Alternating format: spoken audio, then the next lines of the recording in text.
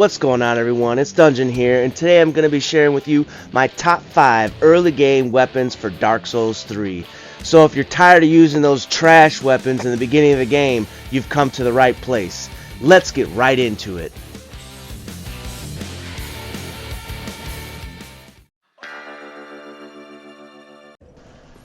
Alright, so I actually have a couple bonus weapons before I get to the top 5, and that is, first off, I would like to talk to you about the Longbow.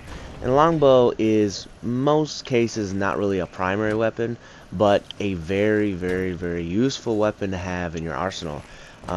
This is kind of like a secondary weapon, and the main reason to use it is to provide a little bit of chip damage to soften up your foes, and to actually aggro them. So you can see right now I'm aggroing these dogs and stuff, but I will say, I mean, dogs, they're kind of tough or whatever. Anyhow, the cool thing about the longbow is that it has really high base damage, so even if your dex really isn't that great, it's still going to do decent damage for you.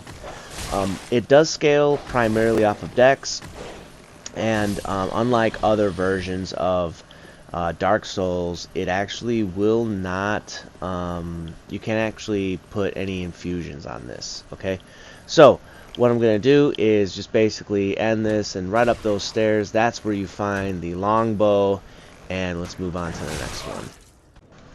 Alright, so the next weapon that I have here is the Claymore. Now, the Claymore and the Bastard Sword, which you can buy the Bastard Sword at Firelink, but the Claymore you can get access to pretty early, I think even earlier, and I'm making my way to where you get it right now. And I will say this, that the Claymore is a weapon that you can really take to the end. I know in other previous iterations of the game, the Claymore has been like a super duper good weapon. In this one it definitely will do some work. It's got poise damage, it does real hefty damage, like all in all. You can infuse it with pretty much whatever, whether it's dex build, strength build, hybrid build, faith build, intelligence build, whatever.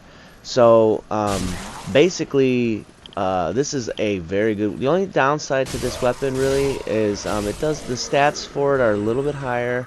And the main thing is that it has some weight to it. So other than that, you'll find it right behind where I'm standing. And let's move on to the very next weapon. Alright, guys, so for the next weapon is the Battle Axe. And the Battle Axe is a super good weapon because you get it early on, low statistical requirements. I think it needs like a 12 in strength and an 8 in dex. So you get it. You can use it most of the time without really having to do a whole lot to your stats, and it does a lot of poise damage. Doesn't weigh a whole lot. The reach on it is pretty average, you know. And the coolest thing about it though is that it has high base damage. So I mean, it'll scale with strength and stuff like that. But the cool thing about the base damage is that if you put like raw or deep or fire gems on it, it'll do a whole lot. Plus, it actually scales really well with like dark gems, chaos gems, and lightning gems. So something to keep in mind, whether you're going to use a strength build or, you know, faith or intelligence build or whatever, the battle axe will actually do some work for you. So, it's located underneath where I'm at, and let's move on to the next one. Alright, you guys, so the next one I'm really happy to tell you about, and that is the Lucerne. And Lucerne is actually an only thrusting weapon, so, you know, works really well with the Leo ring, and which you get later in the game. And early, though, the statistics are a little bit higher. Although it is a reach weapon, and it does have, I think, 7.5 units of weight. So, all those things aside, I will say this thing staggers well, along with the reach that it has, and the moveset that it has.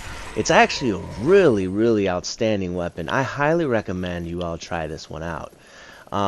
It scales really well with dex, so for those of you who are looking for a dex build or something like that, this one is super cool. I will say that I never really used it before this last playthrough.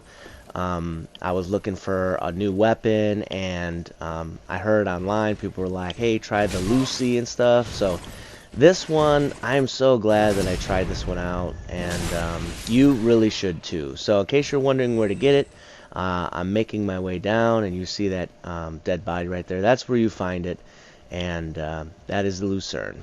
Alright, let's move on to the next one. Okay, so the next one that I have here is the Broadsword, and this one, like the Battle Axe, this one scales really well when infused with deep and with fire gems and raw also, because it has really high base damage. So this thing is a straight sword, probably one of the shorter straight swords, and it actually swings pretty fast. It weighs very low amount of units, and one of the cool things about it is that it only requires a 10 in strength and a 10 in dex, so the requirements are super duper low. For those of you who are trying to run like a straight intelligence or straight faith build, like, you really ought to check the Broadsword out, honestly. And even for people who are doing other type of builds, like the Broadsword is definitely not something that you want to overlook. It is a very, very, very good weapon with low requirements, and you get it in the first area. So the Broadsword, you'll find it right up ahead in this doorway to the left. So that is the Broadsword, and let's move on to the next weapon.